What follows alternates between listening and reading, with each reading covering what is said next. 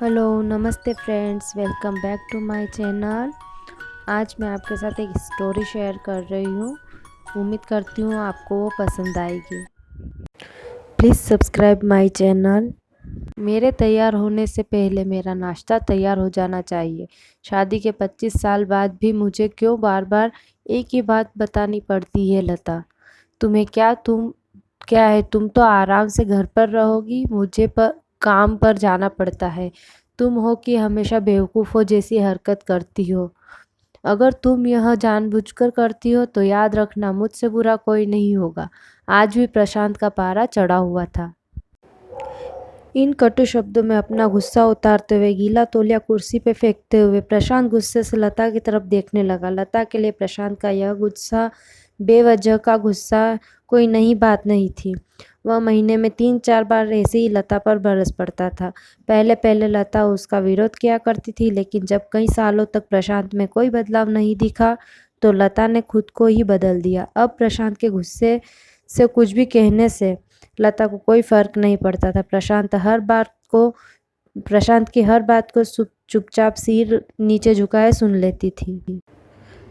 शादी के 5 साल तक लता ने पूरी कोशिश की थी कि प्रशांत को बदला जाए, लेकिन फालतू का गुस्सा करना और बाद में लता को भला बुरा कहना, यह मानो जैसे उसकी आदत बन गई थी।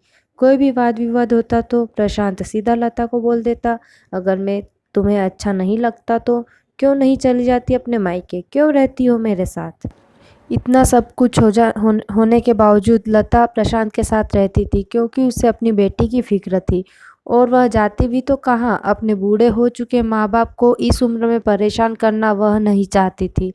समाज और लोग क्या कहेंगे, यह भी तो उसे देखना था। वह इतनी पढ़ी लिखी भी नहीं थी कि खुद जाकर नौकरी कर सके और अपना और अपनी बेटी का पालन पोषण कर सके। लता को अब अपनी फिक्र नहीं थी, उसको फिक्र थी तो बस अपनी शादी लायक हो रही बेटी की। लता नहीं चाहती थी कि पति पत्नी के झगड़े की वजह से काव्या डिस्टर्ब हो। काव्या की पढ़ाई पर पूरी हो चुकी थी, उसके लिए अब शादी के रिश्ते आने लगे थे। कई रिश्तों को काव्या ठुकरा चुकी थी। 2-3 महीने बाद एक अच्छा रिश्ता आया। रिश्तेदारों को और पहचान के लोगों ने भी लड़के के बहुत गुणगान किए थे। प्रशांत एक शाम अपनी बेटी के पास बैठकर उसे बताने लगा, काव्या बहुत अच्छा लड़का है, पढ़ा लिखा है, बड़ा घर है, बहुत अच्छी नौकरी है। ऐसे रिश्ते बार बार नहीं आते बेटा, इस बार मना मत करना। काव्या अपने पिता से ज़्यादा बात नहीं करती थी, शायद डरती थी या शायद नफरत करती थी। लेकिन आज वो पूरी हिम्मत इकट्ठा कर बोली, मुझे अभी शादी नहीं करना है पापा, मैं नौकरी करना चाहती हूँ, खुद अपने पैरों पर खड़ी होना चाहती हूँ। हाँ तो उसमें क्या बड़ी बात है, मैंने लड़के से बात की है, वह तुम्हें किसी बात के लिए नहीं रोकेगा। तुम शादी के बाद भी नौकरी कर सकती हो, वह तुम्हें नौकरी के लिए परमिशन दे देगा। प्रशांत बोला, मेरा नौकरी करना या ना करना उसकी परमिशन पर क्यों डिपेंड रहेगा पापा, काव्या ने पूछा। पापा, क्या मैं उतनी ही खुश रहूंगी जितनी मम्मी इस घर में खुश है। आज तुम्हारी जबान कुछ ज़्यादा नहीं चल रही। प्रशांत गुस्से से आंख बड़ी करते हुए बोला, पापा मुझे शादी नहीं करनी है, क्योंकि शादी के बाद अगर वह लड़का आपके जैसा निकला तो मैं क्या करूँगी। मुझे आपके जैसा जीवन साथी नहीं चाहिए जो बिना बात के मुझ पर हमेशा चिल्लाए। मुझे कुछ भी लेना हो तो 10 बार सोचना पड़े कि कहीं वह नाराज़ ना हो जाए। मेरी तबीयत कैसी भी हो उसे परवाह ना हो। रोटी थोड़ी सी मोटी बन जाए तो घर सर पर उठा ले, उसकी चेक बुक ना मिले तो भी मेरा दोष निकाले और हर छोटी मोटी बात पर मुझे मायके जाने के लिए कह दे। काव्या ने अपना दिल खाली करते हुए पापा से सब कह दिया। प्रशांत का गुस्सा 7वें आसमान पर था, लेकिन उसके मुंह से एक शब्द ही नहीं फूट रहा था। वो काव्या से की बातें सुन रहा था। काव्या उतना ही बोलकर चुप नहीं हुई। आज पहली बार वह अपने पापा के सामने इतना कुछ बोल रही थी। पापा, आपने माँ के साथ हमेशा गलत व्यवहार किया है। आप अपने ऑफिस का गुस्सा बिना सोचे समझे माँ पर उतार देते हैं। कभी इस बात की परवाह भी नहीं करते कि उन्हें कैसा लगता होगा। आपकी बातें सुन सुन माँ ने अपना स्वाभिमान खो दिया। प्रशांत आज पहली बार अपने किए बर्ताव को महसूस कर पा रहा था। वो इतना ही बोल पाया, जो तुम्हारा मन हो वो करो, मैं तो इतना बुरा हूँ ना। काव्या ने प्रशांत का हाथ पकड़ा और बोली, पापा मुझे सिर्फ एक सवाल का जवाब दे दो।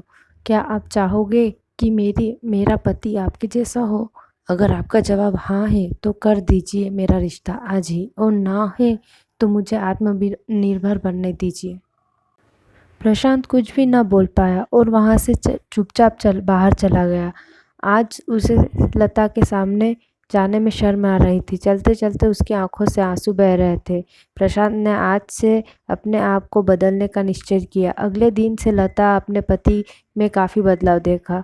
वह सोचने लगी कि जो हिम्मत काव्या ने दिखाई, वह हिम्मत अगर मैं पहले ही दिखा देती तो शायद आज परिस्थिति कुछ और होती। अब काव्या पढ़ लिख कर अच्छी नौकरी करने लगी थी। 3 साल बाद उसके लिए एक अच्छा रिश्ता आया और उसकी विदाई पर प्रशांत बोला, बेटा तू हमेशा खुश रहेगी क्योंकि तेरा पति तेरे बाप जैसा नहीं है। प्रशांत की यह बात सुनकर लता और काव्या की आंखों से आंसू बहने लगे। दोस्तों, हमारे समाज में औरतों को भले ही देवी का दर्जा दिया जाता है, लेकिन वह स्वतंत्रता नहीं दी जाती जो उन्हें देनी चाहिए। उन्हें बचपन से ही बताया जाता है कि वह पराया धन है। स्कूल आने में देर हो जाए तो पिटाई मिलती है, मोबाइल पर बातें करते हुए दिख जाए या खिड़की से झांकते हुए दिख जाए तो शक किया जाता है। माँ बाप का घर तुम्हारा नहीं है, पति का घर ही तुम्हारा है।